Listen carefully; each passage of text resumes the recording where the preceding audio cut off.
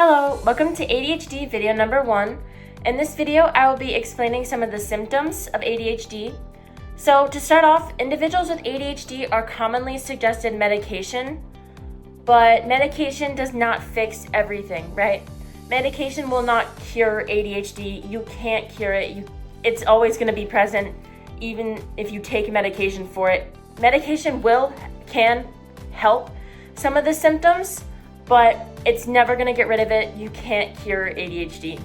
So before getting into the symptoms, none of the symptoms are identical in every person, right? Some of the core symptoms are very similar, but the way that people deal with them and the way that they are expressed are never going to be the exact same, meaning that taking this on a case-by-case basis is a lot better because one accommodation can really help a student, but it can hinder another. So some things that work for one student may not work for the next, unfortunately. So to get into it, what does ADHD stand for, right? ADHD stands for Attention Deficit Hyperactivity Disorder. So the core symptoms are inattention, hyperactivity, and impulsivity.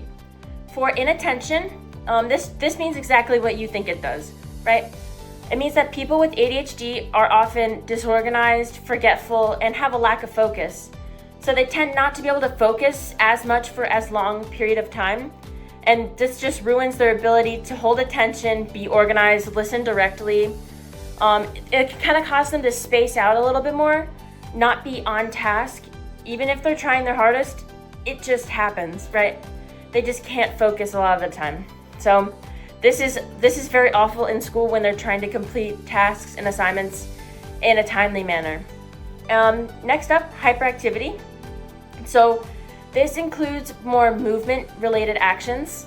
Basically, fidgeting, wiggling, unnecessarily leaving seats, and just these movement-related actions. They can't stop moving, right? Everybody kind of does it when they're nervous a little bit. You'll see people fidgeting, but that'll be with people for ADHD.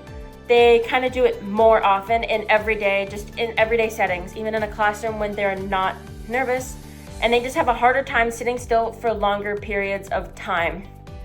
So impulsivity, they just kind of they're impulsive, right? I feel like that one's kind of self-explanatory. They can't control themselves as much. This is a good time to suggest that ADHD is different in girls and boys. For girls, they tend to be more verbally aggressive, and it's more in the way they speak, in their verbal actions, and mentally, rather than their physical ones that boys display. Boys will be more actions. It'll show more in their actions, and they'll be more physically aggressive and wrestle and stuff like that, rather than girls being verbal, right? So this just means that you should try and understand them on a case-by-case basis and look into their actions a little bit more. Try and understand the thought behind their actions. And ADHD is not the same in everyone. So understanding these people on a case-by-case basis can give you a better understanding. And that's all that I have for this video. The next one will be about normalizing ADHD. And thank you for watching.